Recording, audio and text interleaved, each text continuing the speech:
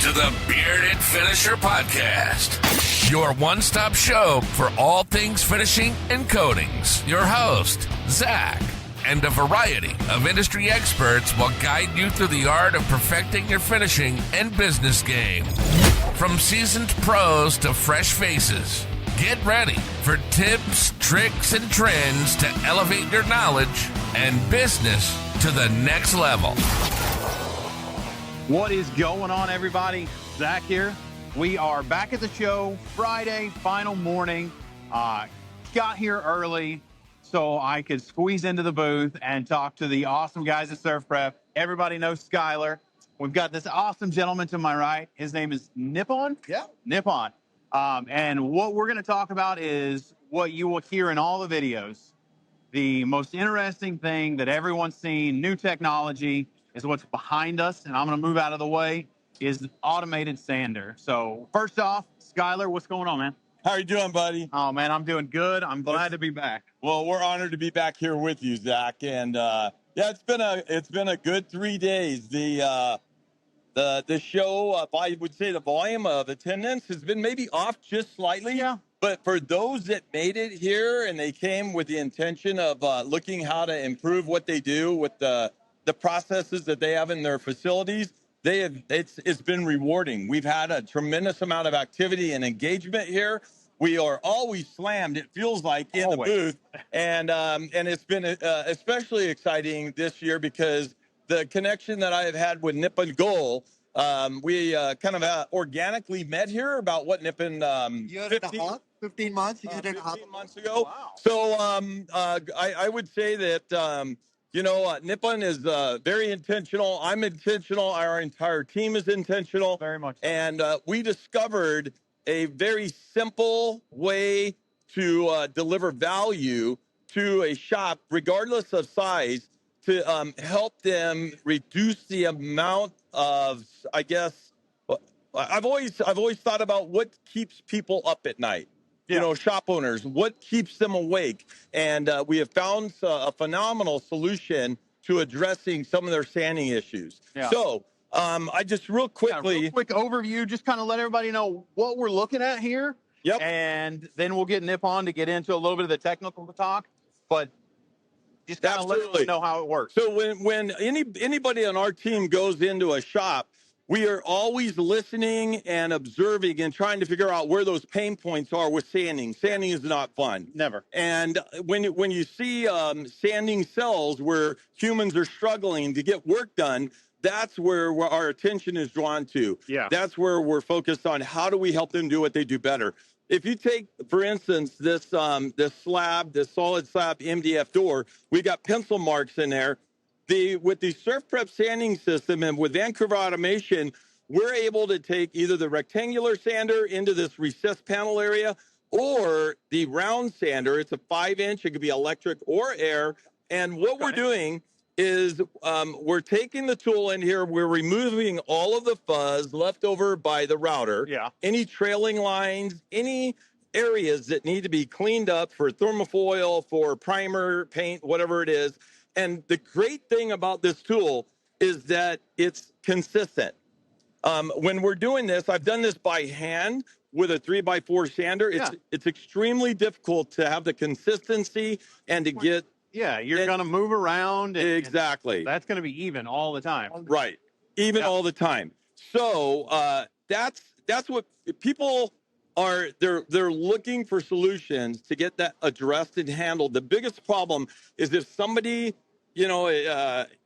calls in sick, even if you're sanding the 3rd, 4th hour of the day, you can't maintain the muscle memory and the same pressures and everything to get into these different areas. I mean, that's always been in the finishing world, is always been something of you can automate priming, you can automate the finish line, you can automate the heating, conveyors, but sanding has always been something that is forever known as there's not a machine that can do it as efficiently as what a human can. Yeah. Because of the different dimensions. Absolutely. But you guys have just disrupted the holy crud out of that. Yeah. And in a good way, right? In a good way, yes. And you know what? It's interesting that you brought up disruption because we've had some comments where people are like, well, you're taking jobs away. Actually, no, we're not. It's kind of like in our own factory when we put in automated CNC electronic die presses. Some of our employees thought, "Oh my gosh, I'm going to lose this part of my job in this part of production."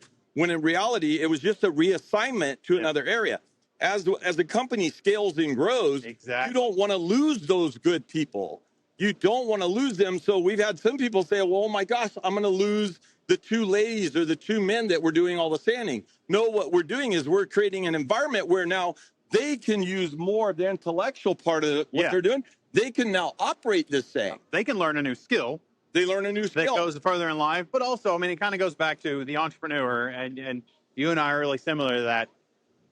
You take care of the people that take care of you. They'll take care of you. If you take care of your employees, no matter what, they'll keep producing. They're willing to say, "Hey, where do you need me now?" Absolutely. What new skill do you need me to learn? Exactly. That's very, very well said. Yeah. No, that's very, very well said. It's the you want the woodworker to be a woodworker. You don't want him to be the sanding person. You want him to use his knowledge, his skills that he's gained. Exactly. To inspect the door, to say, "Hey, this is the quality my customers want, and my customers want." Exactly. 100%. So, Nippon, give us, before you jump into this, just a real quick 3-minute summary of Vancouver automation and your history of how you got into this world. Fair enough. So I'm a software engineer. I do not know anything about woodworking. I started off in waste management, you know, the blue bins and the black bins, recycling them out, looking at the complex images of like Tide bottles, Pepsi bottles, Coke bottles, and saying, "Hey, what goes where?" Right? Okay. I went to a woodworking shop. I said, "Hey, I can automate sanding process for you, but I don't know anything about woodworking. I want to see you do it." I spent a year in their facility. I just saw them. For hardwood, they did this. And I'm like, "Oh, you're working on cross strings. That's what we want to do. Let me do that for you." "Oh, you want more compound here? Okay, let me do the router marks for you." I did not know anything, and that I think was the best thing. Is I went with an open perspective and said, "What do you do? How do you do it? And let me do that for you." That's genius. And you know that has been the key. With SurfPrep, I think the reason I went with SurfPrep is that they came in and said, "Hey, this is not how you sand. Do this, and that's how you sand." Like the wrap-up feature that we built in 2 they told me that, "Hey, this is actually the better way of doing it. You got actually good results with that." Yeah. The 10 pad, no one else builds it. Their 10 pad is amazing. Yes. That allows us to go into the corners. Yes. 10 pad and half-inch, my favorite. Yeah, exactly. That's about Vancouver automation is. We don't say you optimize your process for us. We say, "Hey, we optimize the robot for you." There you go. So you can modify it, and you can teach. If someone is to look at this, you can go to their facility, see what they're doing, and say, "All right, here's what we can automate for you, and here's how we do it. And if you need to change it, we can go here, and you can show them how they can change the pattern." Change the pattern. Exactly. Everything is, all you got to do is you say, "Hey, what kind of door it is?" and press start. In the next update, you don't even have to select the door. Robot already knows what it is. Camera already knows. It's a human eye. I like to tell people when they say, "What is AI?" It's if a human can detect it, my robot can detect it. Yes. Absolutely. I love that. I love that. That's how simple it is. I love the simplicity of it. And then this vacuum pad, I've been hearing people talk about how awesome this thing is. I know this is third party. This is third party. Third party. But the simplicity of this to keep your components from moving around, because that's always been a deal in sanding automation. Yeah. Is comes down on your part and your part moves, or you have to clamp it down. Exactly. So removing that pain point, that's a huge point too. That's the big point, is that if you're spending time moving stuff up, that's wasted time. Yes. What you want your woodworker to do is throw it on. Don't worry, you have to be a robot technician. He needs to be a woodworker again. Yes. He needs to throw it on and do his job. You don't want him to be fiddling around. You don't want him to be messing the board. The thing is, if your door gets messed up, that's $100 in loss, because you now lost all the things that behind it. Yes. Yes. You don't want him to do that. It's as simple. Throw the door on. Let the robot take over. Yeah. Nippon, can you speak to those in factories that maybe run air or electric, and can this do both? Can it do air or electric, and why would you choose one over the other? Or yeah, by all means. So that's the best thing about our robot, right? The robot, how it's built, is off-the-shelf components, off-the-shelf SurfPrep sanders, not any special sanders, off-the-shelf SurfPrep sanders. Now, if your sander breaks, you don't have to call me or call anyone. You have a SurfPrep sander, remove 4 bolts, put a new sander in, and you're up and running. Oh, my God, genius. You want to put an electric sander here? Remove a put this, put an electric sander. There's already a 3-pin plug. No wiring, no nothing. Just plug it in. And you're good to go. You're good to go. Robot controls the sanders, robot controls everything. So if you start with an air, and let's say you have electric as backup, and your air breaks, pull it out, put your electric in, plug it in, and you're good to go. Good to go. That is really smart. We had a question a couple days ago where somebody was asking about, well, can we ease the edges? Okay. So we already have kept in mind. So the robot comes with upgrades. It's like you buy a TV and after 6 months, it's garbage. Yeah. This robot learns. This robot is growing. We are building a community. Is AI built into the software? Software itself. But the best thing is, it's not just AI. We have a community of 12 woodworkers who have bought this machine already, and more are buying. Now, if someone in Idaho says, hey, I like this feature, so I'll give you an example. One of our customers in South Dakota, they wanted grid progression on their frame. They're like, hey, I do hardwood. I want to do a 180 with a 5-inch sander, and I want to do a 3x4 after that. We did the upgrade for free for them. And now all the 12 people in our community have that upgrade already. So you're connecting to the internet, and you can upload, like if someone wants something, and let's say they find a good feature, and you're like, oh, crap. Dude, push it out. I'm sorry. No. Is there a cost to those uploads? Nothing. Okay. Free. That's the best part is you don't have to worry about cost. It's once you paid for this machine, everything is free. The analytics. Oh, we didn't show the analytics.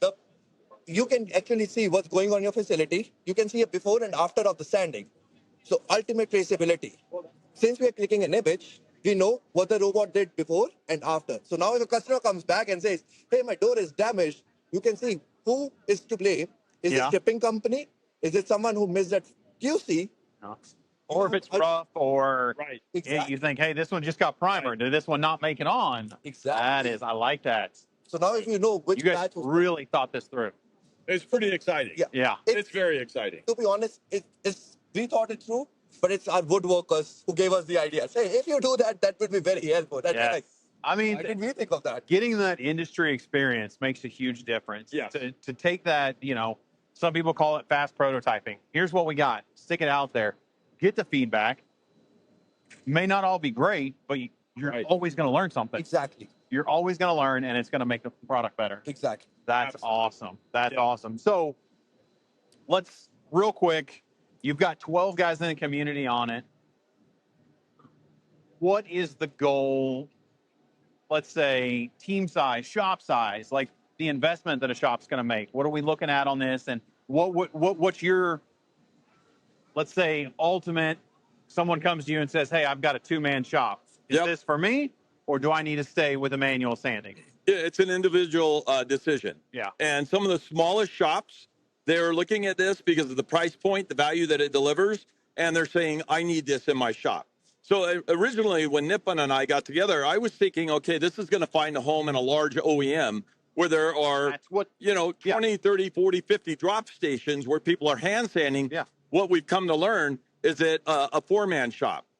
Nice. So it was interesting. I've had a long-time customer, 25 years, that does doors with thermofoil wrap. He came in yesterday with the intention, wasn't even going to come to Vegas, but we identified some areas where they're bleeding, right? In this process with hand sanding, came in yesterday with the intention of buying one, left the booth, called his CFO, came back into the booth. He's like, I got a problem, Skylar. I'm like, what's the problem? It really wasn't a problem. He's like, I want 2. Oh, that's so awesome. It's the biggest thing for Nippen and I in this relationship is we want to make sure that that owner or that leadership team that is making the decision to step into this, we want them comfortable, number one. Yes. We want them to understand everything about the system. When you come into the booth, we want you to ask us, what is the weakest point of this whole thing? Yeah. So we don't want to be in a situation where I'm at home at 5:30 in the morning, I get a call and hey, this isn't working. Yeah. Right? We want to do all the hard work up front for them, and that's a part of our service. So what's the lead time? Someone looking at it saying, hey, I need to get one of these, lead time, and then how long does it take to train them? 4 weeks is the lead Okay. time. That's nothing. And in our part of the service, we come for 3 days. We don't just sell you the machine and say, hey, go figure it out. Yeah. I saw someone do that. I hated that. I went there. I come to our facility. I say, hey, build me 5 doors. Whatever doors you do, build all of them for me. I'll fine tune the recipes. I'll fine tune the pressures. I'll fine tune everything. And I'll show you how to do it. I have taught a 70-year-old person how to operate this machinery in 3 days. That is awesome. So you're going to go included in the price because, like most companies, well, they're going to charge you. Yeah. They're going to be like, Right. it's $2,000 for 3 days or for 24 hours plus hotel plus this, and you spend, 6 digits on a piece of equipment, and then Right. you're spending another 5 to get someone to come out and train you. Right. But you guys are changing it up, saying Right. that's included. That's Dude, included. that is awesome. That's service. The thing is, I wanted to bring something up. As to a Skylar's point with small shops, right? I have a customer who's a 2-man shop. Reason he bought it, he's like, if you get the sander out of my hand and I can focus more on the sales activity, I make double the money in There you lesser time. My book, Who Not How. Exactly. Yes, right. Yes. Absolutely. One of my favorite books. Yeah. Yeah. So that's his goal. That's how he bought the machine and came to the decision. He's like, I want to focus on sales. I don't want to focus on sanding. That's genius. Yeah. That's good. So what do we the ballpark, depending on the setup that you go, electric, air, sanding pads, what are we looking at in investment for a shop? 140. 140? Yep. That's really not bad. I mean, you're going to spend that on an automated line. I'm talking to Superfici. Right. You're going to spend 140 on a 3-year payout Right. of an employee. Yeah, painting. we've already gone through and done Yep. the ROI on that. Yeah. And as an owner, one of the things for me is I want to know, how long am I going to Yeah. recover the cost of this investment? Exactly. And I've done that with all of my personal equipment. We have electronic die presses that are $370,000. That's a big investment, Yeah. right? So before I made that investment, I did my due diligence. I spent a year researching all of this. And the most important part of this entire thing in this relationship that we ultimately will have with a prospective client is what's going to happen when something happens. So at 2:00 in the afternoon in California, I have a problem with my $400,000 press. And I call a gentleman in Italy, and that's 9 hours ahead of me. Yeah. He answers the phone, gets up out of bed, throws his shirt on, and he sits at his coffee table and he walks my team through that software issue. That is awesome. That's where the rubber meets the road. Yes. That's what this gentleman's all about. That's what his team's about in terms of the service side of it. Anything related to this, you call myself, Nippen, our teams, and we're going to address this. And that's why we have the reputation I believe we have. Agreed. And people, it's the building blocks of trust that you create over time with humans. Yeah.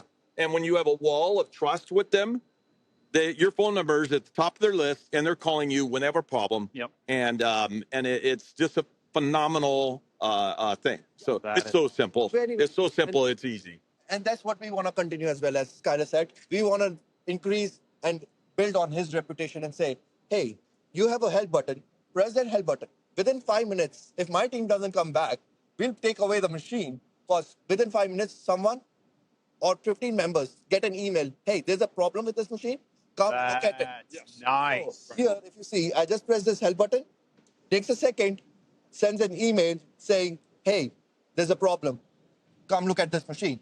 5 minutes, there'll be someone on a video call, help email sent. It's already on there. Already on there, 15 members got an email. Since that's all Windows based, then someone's going to jump on here via whatever video app, Yeah. and then they're going to troubleshoot you through it right there. Right. Done. But the thing 'Cause is, it's we don't connected. want someone That to is have awesome. even a 5 minutes downtime, right? Right. That's the goal. If you have 5 minutes downtime, you're losing You're losing. human hours, Right. everything. Yep. Yeah, it's a back trickle effect. Awesome. Well, talk us through. Yeah, just real quick. Give us a real quick rundown on, and then I want to run it, Yeah, but and I want to show everyone how this thing works because everyone's just raving about it. But just give us, what's your favorite 3 things about the equipment? fair enough. Brought this in a back of F-150. Ran it on the power of F-150 truck. So takes 110 volts, put it in a back of truck, brought it from Vancouver up till here to Las Vegas. Last month, took it to Florida in the back of a truck. In the back of a truck. That is awesome. So you don't need. Here's we want it to be productive. It doesn't have to be fancy or beautiful. Yeah. As long as it's doing what that shop owner needs it to do, which is stopping the bleeding in their shop with manual hand sanding, that's all the functionality. That's awesome. The dependability, the integrity of the cobot. What's the service life on the cobot? 7 years. Oh, you're good. 7 years, 24 hours a day, 365 days a year. And the cobot is going to be the top. This portion, Yep. the arms and everything. Everything. This is 3 millimeters thick metal. If it goes somewhere, we'll replace it for free for you. Yeah. It's not going anywhere. If it gets damaged, we got bigger problems. Exactly. Right. Exactly. No, everything is off the shelf. Everything. And I mean, everything made in US. Robots coming from Texas, coming from Colorado, everything in US. So anything goes down, you have a quick response time of like within a day or two, you'll have your machine up and running. That is awesome. Awesome. All right. What's your next favorite feature? Second favorite feature. Robot comes with a 2 years warranty. Not 1 year, 2 years. Nice. That's how we know that the robot is good. It's like, hey, 2 years, you don't have to worry about a thing. Excellent. Anything, right? No maintenance, no oiling, no cleaning, nothing. You don't need to do anything to this robot. Just let it do its job. Let it just do this job. Wow. I like that. Servo driven, exactly. Okay. So, Final favorite. the software. You can put any door, any size. Hey, we have a 25 by 50, but now if I were to 25 by 100 inches, can I do that? I have a lot of customers asking that question. Yeah, just move the door on. Robot has camera, it knows what it has done. Just move the door on. So it knows its stopping point. Yep. So you can put it here and then push it down. If you're doing a face frame, depending on the face frame, you can just rotate the face frame. Exactly. And it'll know exactly where to pick up. The thing is, it's AI. It knows anything and everything. It's not sending your data to anything, and it's not compromising your data. We have very strict data privacy laws around our system.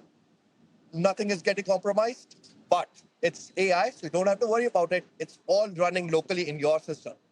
Nothing's going on the cloud. Nothing is going outside your factory. Running on the system in this machine, learns everything. But if you're a data person, you can get those analytics. And then we have connected people to ERP, everything. All the services are included. We want to work with you. We are not selling you a robot and saying, go away. We want to work with you and say, what do you do? Yeah. Let us help you out. Exactly what Skylar's and SurfPrep's, saying is. Yeah. Let us help you out. That's awesome. I mean, you guys, so what kind of brainchild? Like, how long have you been working on this? My God. Zach, I've talked to some industry professionals, and they said, why wasn't this in the into the visionary, right? True. There's preparation that has to come with that. Hannah was beating me up. She's like, why aren't we going to get this entered into the visionary or the award category thing, whatever, right? And it's just timing. Yeah. I promise you it'll be in the challengers for next year. Yeah. But yeah, I've talked to some industry professionals. They have seen this, and they're like saying this guy is brilliant. Yes.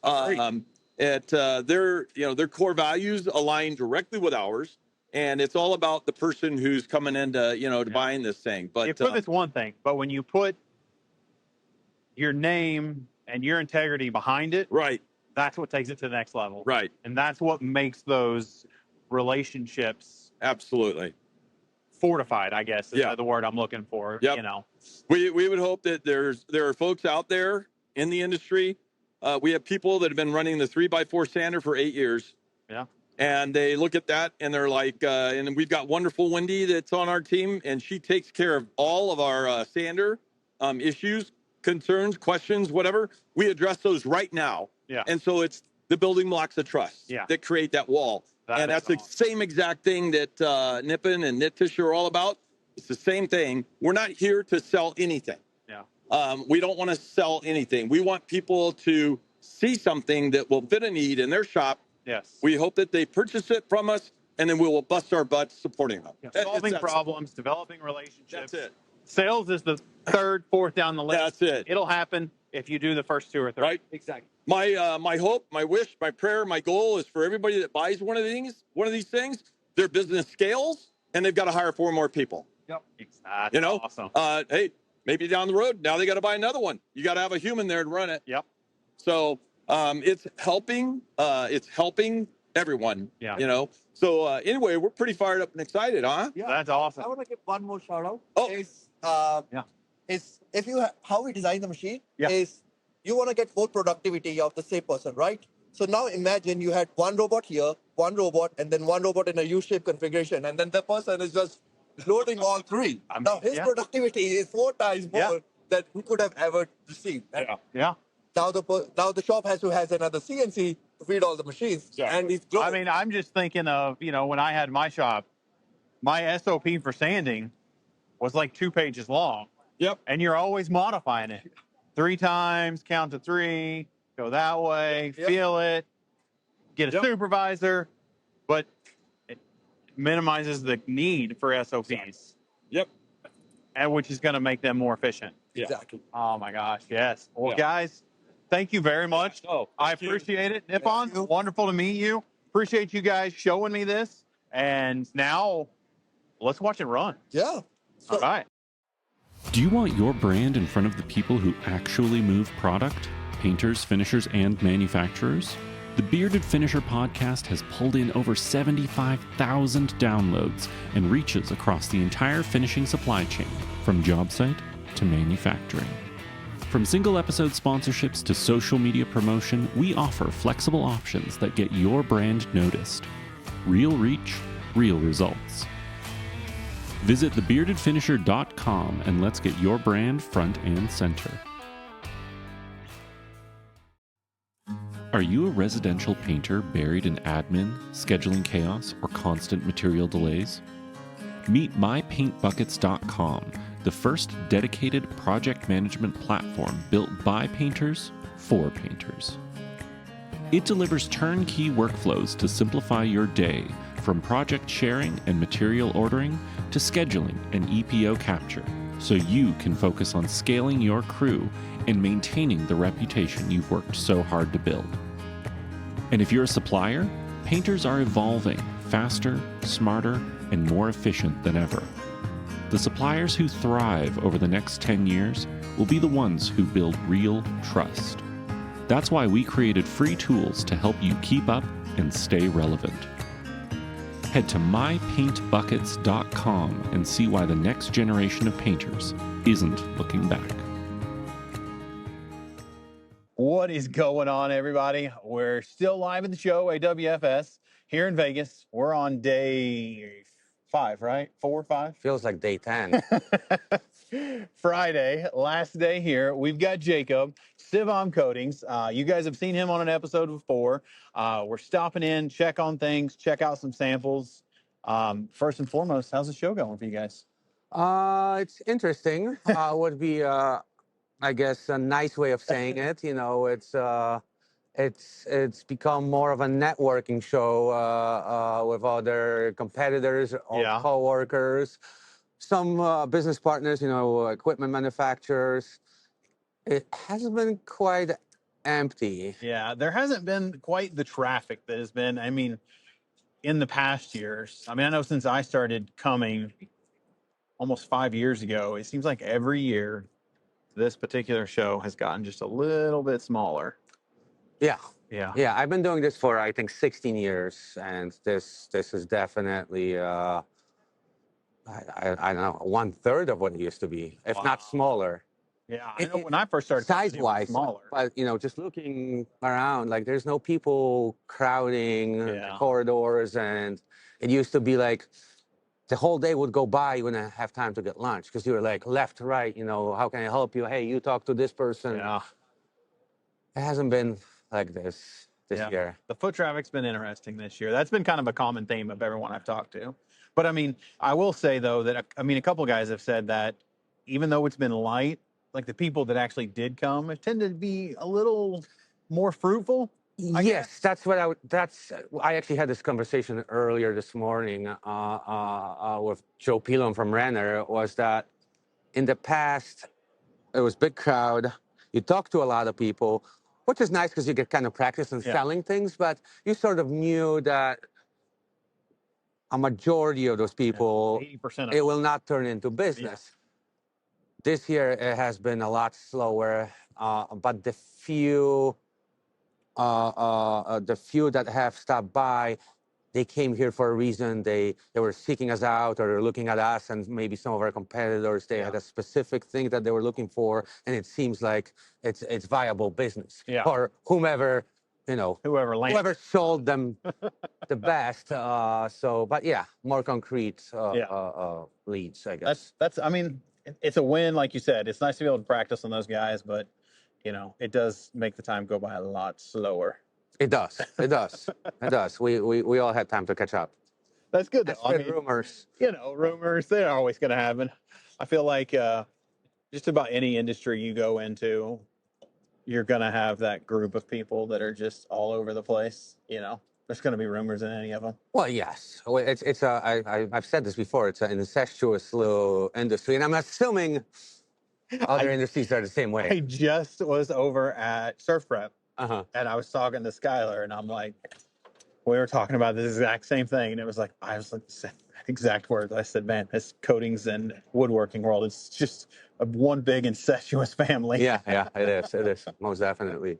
So let's kind of talk about Sivam here and what you guys do. Most people, a lot of people know of you guys. You guys are doing really well up in Canada, and the U.S. is starting to kind of pick up pace.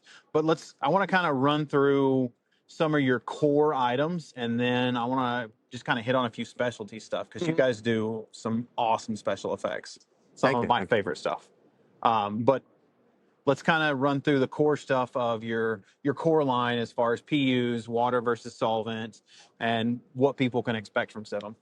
So obviously, well, maybe not obviously, but as many of our Italian or even European competitors, we manufacture 2-component polyurethanes, 2K acrylics, water-based 1K and 2K, interior, exterior coatings, UV. Now we have added an excimer UV line of products to our lineup. And at this show, we have introduced a non-isocyanate acrylic product as well. So a non-iso 2K? Yes. Acrylic? Excellent. Yeah, that seems to be a good one. A couple of guys have introduced that this year. Yeah. And we knew these products were coming. Some had them earlier than others. Still not a big segment with coating. We're still trying to push the standard products here in North America. Polyurethanes and acrylics, and then water-based, and talking about non-iso or excimer is way out there. But we have to have it, and we have to be ready. And there are certain areas or markets that we might be obligated to use these products. So we have to have them. Yeah, definitely got to have them. So what's been the reception to the ISO free? Have you had a lot of people piquing their interest, wanting to talk about it? It piques their interest, but as with any other exciting new technology, it's something that might bring them into the booth and start the conversation. At the end, it's like, hey, I need a pail of a 1K water-based primer or meat potatoes. Yeah. It's similar to the special effects. We focus on showing and displaying the special effects, and actually, I'm a little bit wrong, because we have put a lot of work into our new system. But when you look at the displays here, the ratio of these special products versus the more common products is off to, and when you compare it to what we sell, but it's always kind of what brings the customer in. Yeah. And you kind of want to display that, hey, we can do all this cool stuff, but it is not what's selling in pallets out there, Yeah, definitely. But it's a nice showpiece. But the booth setup you guys have, I love how you've gone through, and you guys can see behind us here, you've taken a very designer approach by putting different mediums, different textures, different effects. It's not just a bunch of painted doors. I'm glad you said that. That was always our goal. This is always a conversation that I have with our president, Eduardo, is there's such a difference between the European shows and American shows. In Europe, they don't do doors and panels. And I always try to explain to our Italian counterparts that here, that's how it goes. You need to have samples. Yeah. And 99% of the time, they're doors. So we always say, why don't we do something in the middle? Like, we can have panels, but let's try to display it in a different way and more creative way, but also projecting the more higher end and the Italian origin.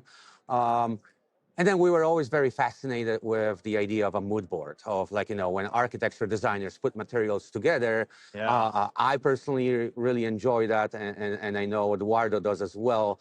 So we finally somewhat sort of got to do it in some way. I mean, very impressive.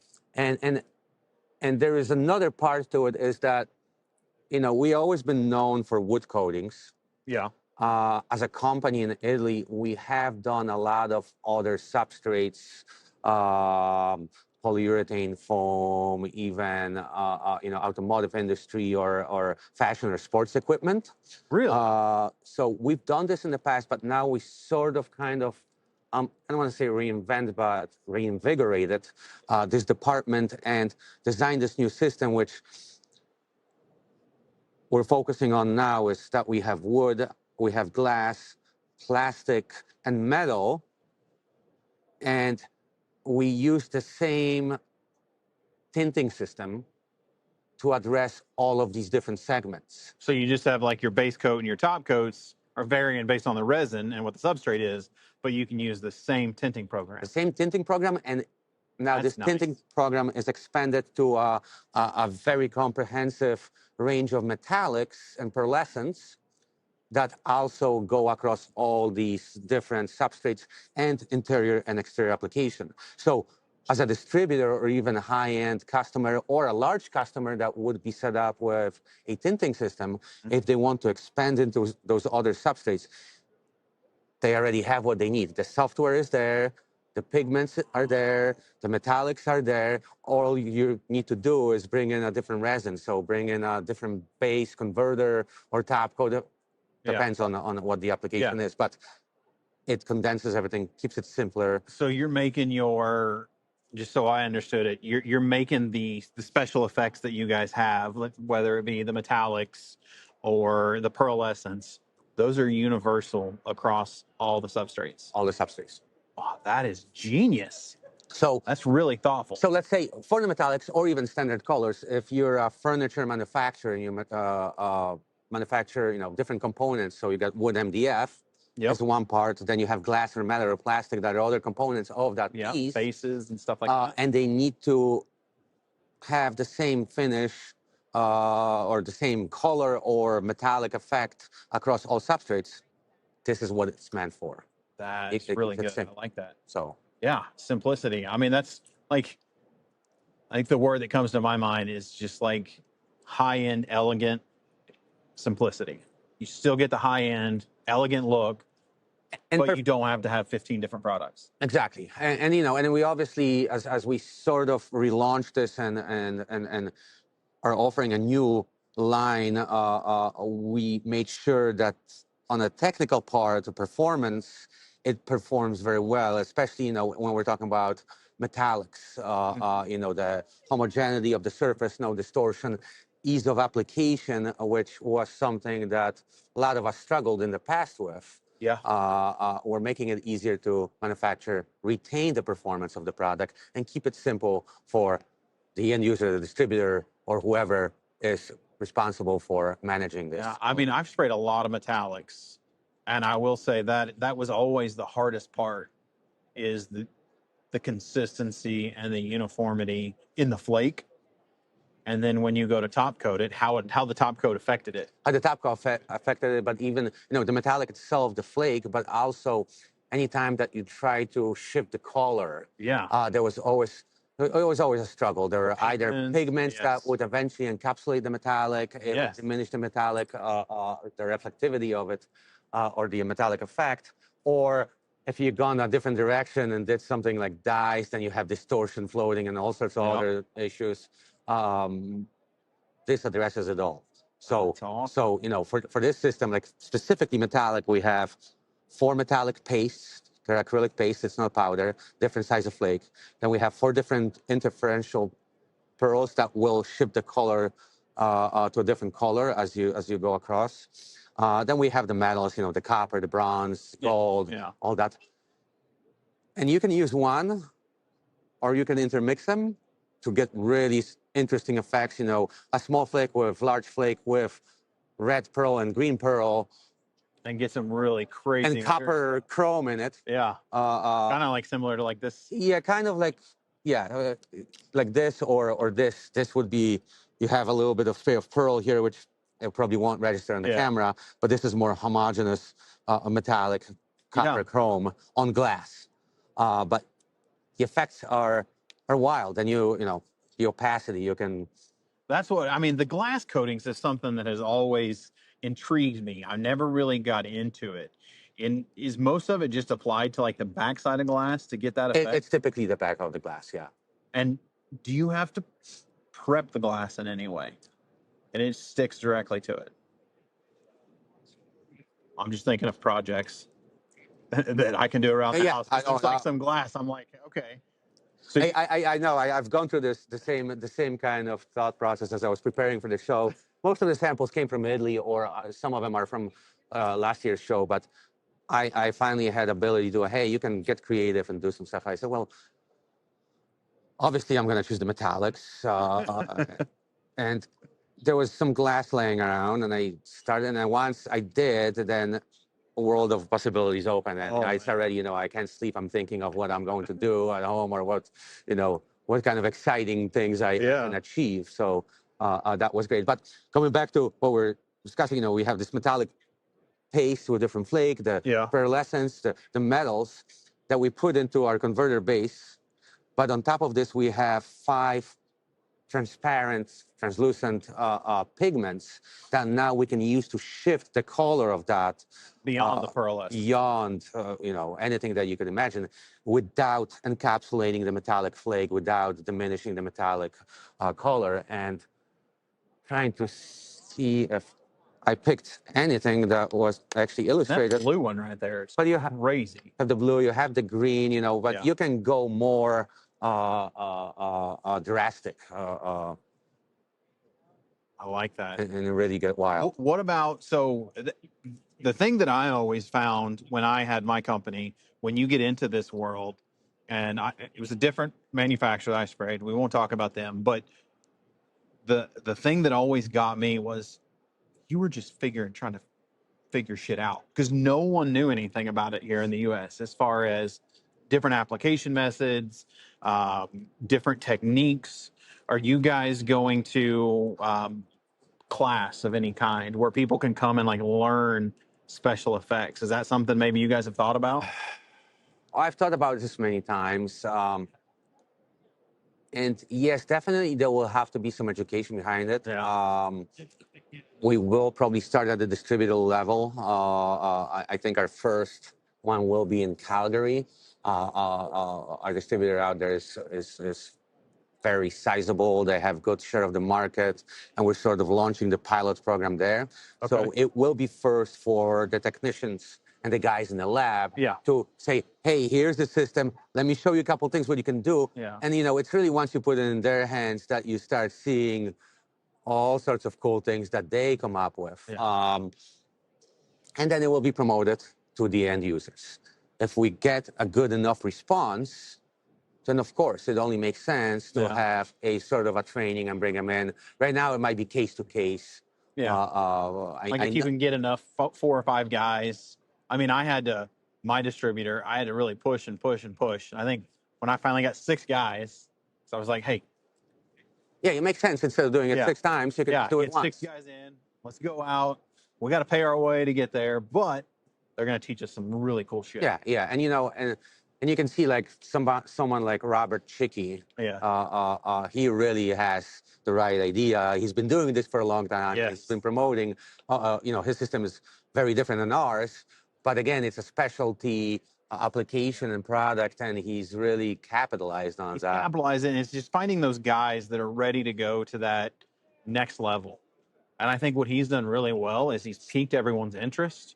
So now you've got a group of about, I would estimate that group's probably in the 20 range right now in the US, spread out all over the place, that are really like infatuated or obsessed with the specialty finishes. They want to do everything they can on the specialty. Well, yeah, they set themselves apart from the other finishers, and it's something kind of similar to what I always talk about millwork cabinetry shops that treat finishing as 4-letter cuss word.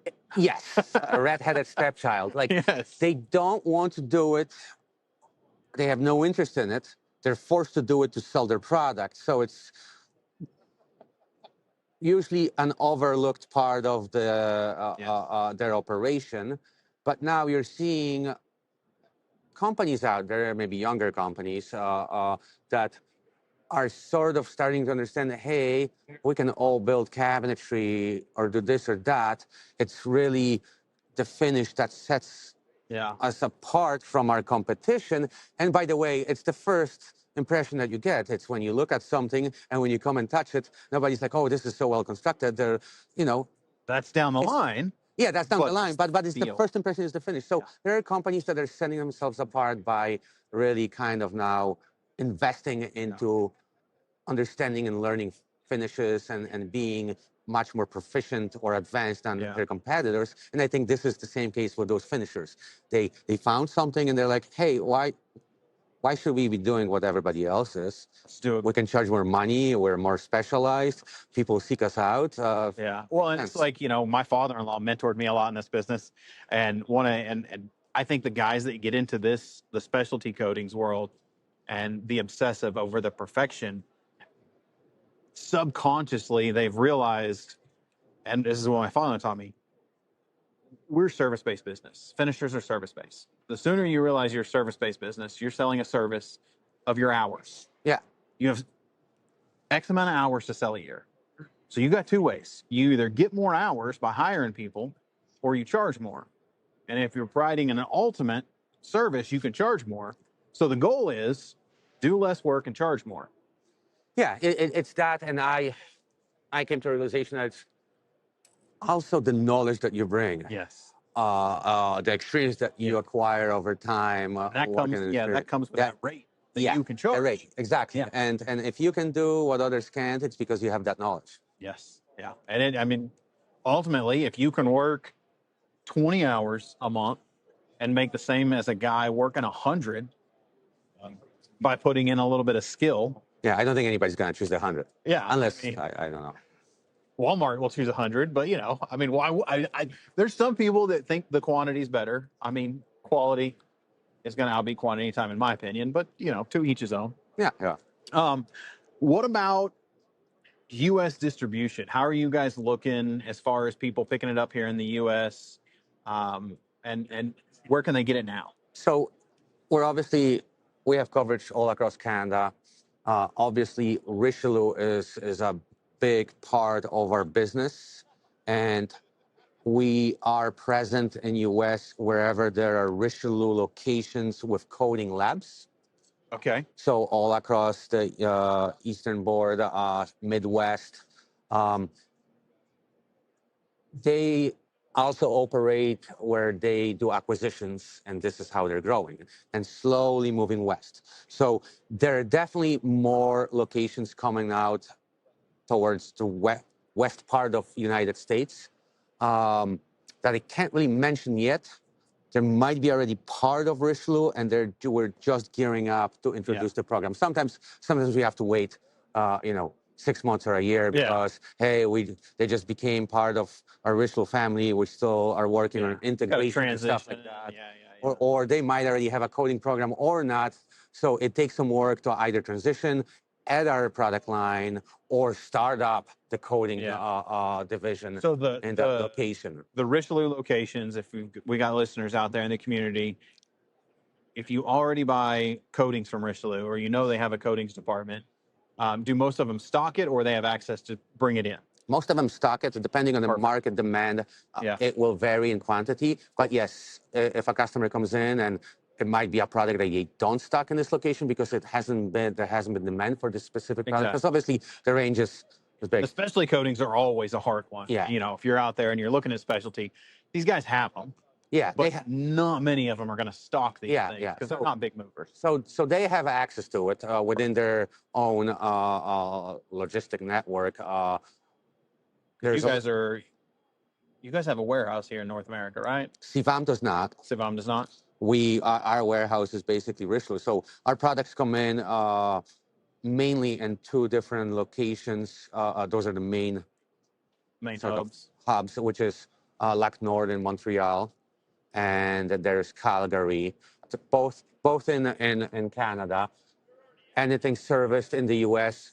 through Richelieu comes from Montreal, but it's just their standard operation. That's same with hardware and everything else. So it's easier to bring it through Canada than it is straight into the U.S. But then we also have focal finishes in Chicago, as you well know, that are very knowledgeable. They actually work together with Richelieu, which is great. We love it. That's awesome. When we all work together and they support each other. They have a slightly different business model. They obviously go after larger accounts, UV, automation, but also are more likely to have some of these specialty products more available because it's a small operation and you can kind of manage it better. Exactly. And I know that they're doing quite a bit of work on moving some of our products out west through various channels with Jared's help. So there are various different outlets that you can.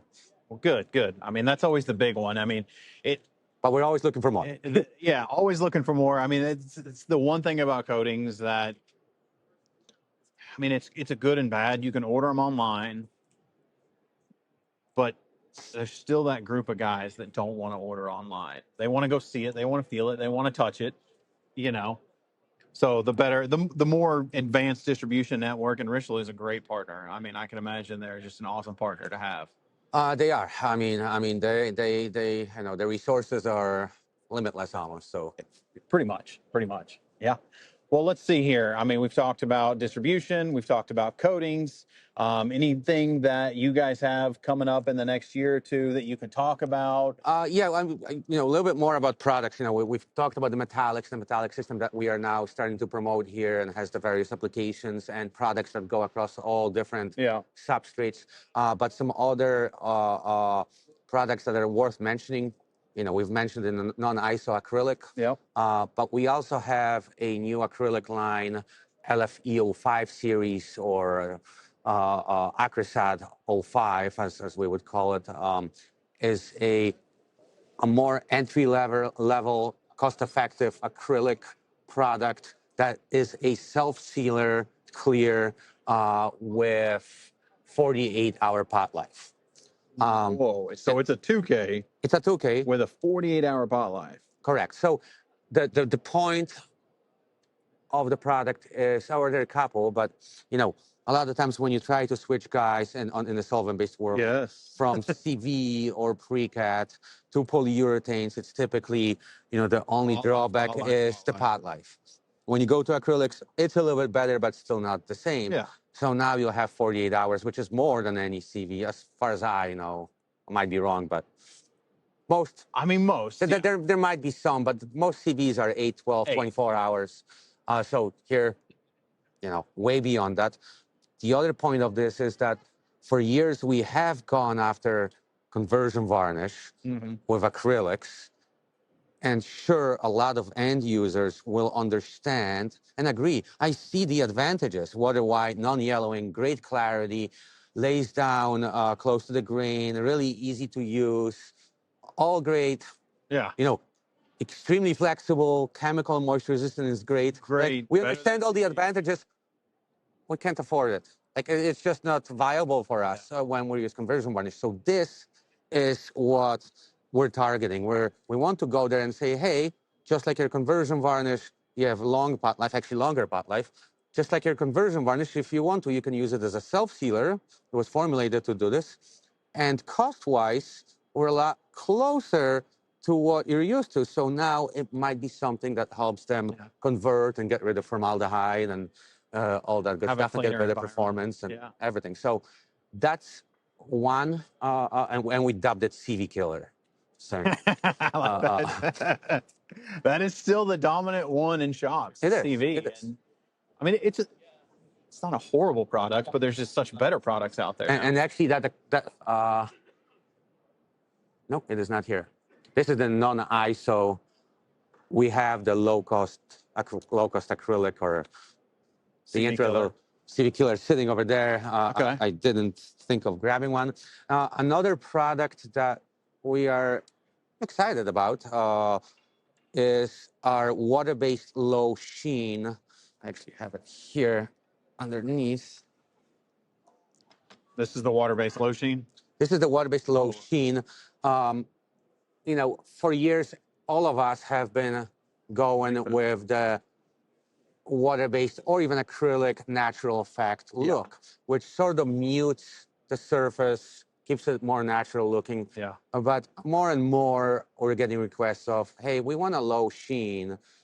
We don't want it to be sort of muted. We kind of want it to look like solvent. And the higher sheens, like 10, 20, 30, it's not an issue. But when we go to 10 or 5, we feel that it's maybe not looking as great. So that was the reason behind this, is to give you a lower sheen water-based with clarity and wetting of the solvent. So you still kind of have that vibrancy. You're going to get the depth of color, which you kind of lose when you start getting to the soft matte stuff and the natural effects. Exactly. This is going to give you the clarity that you want without sacrificing. Yes, and here we purposely, you know, stained this black so you could see that there is no milkiness to it. There's no milkiness. It stays, but it's still staying close to the grain. Yeah. But you can see the depth of color in there too. Yeah, I like that. So just another tool. Yeah. As we, I always look at this. You're designing finishing cycles. It's like coatings are tools. Like, oh, what do you prefer, water or solvent, or this or that? I prefer all of it. I like to have access to it all because one day I will use this product here for a specific reason, and here I will use a combination of other products for another reason. And I think, as an experienced finisher and somebody that works in this industry, that's how I think about this. Yeah. So like, oh, here's the sealer and top coat. It's like those are all tools that you have to compose the cycle to arrive at the finish that you want. Yeah. That does certain things. That does certain things, gives the end user or the designer what they're actually looking for. Yeah. Nice. This will be nice. I think this will do good. I like the clarity in there that you're getting without the milkiness and the sheen. Yeah, and it actually has very good test results for the liquid testing and all those performance tests that we do. We were surprised how well it performed. The good old KCMA test, as everyone calls them. Yeah, the KCMA test, yes. I like the quote. I sort of blanked for a second, but yes. Yeah. What else do you guys, what's another, let's do it this way. What is, before we wrap up, what are your top 2 favorite finishes that you guys have on the market as a finisher yourself? As a finisher myself, well, I always been an acrylic guy. I just love acrylics. Easy to use, versatile. They look good. I can put them over anything. You can put them under anything. They don't really affect the finish. Yeah, they perform well. The other one is something that we don't have it here, but is this excimer technology. I was looking at that. Like, what? I love these ultra matte products that sort of diffuse the light in a specific way, kind of like the velvet effect, soft touch kind of quality to it. I just love these surfaces and the feel. The feel of those. And the durability. It just feels like butter. I mean, I just love that feel. Yeah. Kind of reminds me of, without having to deal with the sheen, you get that old school satin and pervo feel. Yeah. Yeah, but without with being lower sheen than a satin, because that was the thing with acrylics, that a lot of the older guys never really wanted to switch over from the oils that they use, was that buttered soft feel. Yeah. And now that the new ultra mats are coming out, they're doing really well. A lot of people are liking those. So, for eczema, I know it's not a technology for everyone. It obviously requires very specific equipment and investment and knowledge, and it's a relatively new technology. So it's not something you're going to see everywhere. Yeah. But I haven't seen anyone even talking about it. I do enjoy it. Yeah. Like I hope that one day we will be doing a lot more of this, and it's the cutting edge. So nice. That's awesome. Well, let's go a little more show talk before we wrap up. This is one I've been asking everybody at the show.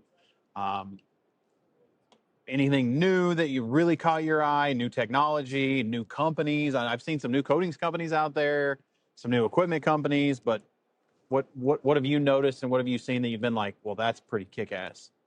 Some of the spray equipment. I don't have enough knowledge and experience to really be on the cutting edge on automated equipment. I mean, obviously I work with automated flat lines, but I'm not somebody that, that would be Brian that could say, hey, Chefla or somebody else has this really cool. I'm not so involved in it, so I don't know. But, just looking at Anastasia Wada or Wagner or Sada, which, I love Sada. They always have something cool. Yeah. Something as a finisher, old school finisher, I can put in my hand and I'm like, yes, it feels good. Now I want to take it home. Yeah. That's kind of what's been the highlight for me. Otherwise than that, I'm excited about what we have. That's good. Is it kind of selfish, self-centered, narcissistic? I don't know. I'm excited about what we're doing. Who was I talking to? I want to say it was one of the guys over at one of the automated companies. And we were talking about, what's your favorite part? And he was like, our stuff. Yeah, our stuff. Yeah. That's kind of what I wanted to say. I'm like, how do I say it nicely and, without sounding like... It's our stuff. We got the best stuff. So, yeah, I get that. Well, I mean, I appreciate you coming on the podcast again. I mean, it's always great talking to you. I love talking business. Let's catch up again soon. Maybe Atlanta. Maybe before then. Maybe before then, yeah. Yeah. Awesome. Sounds Jakub? good. Thanks, Zach. Thanks. And that's a wrap on this episode of the Bearded Finisher Podcast. We thank everyone for joining. Keep hustling, keep learning, and never settle for anything less than your best. Remember, the path to perfection is a journey, not a destination. Until next time.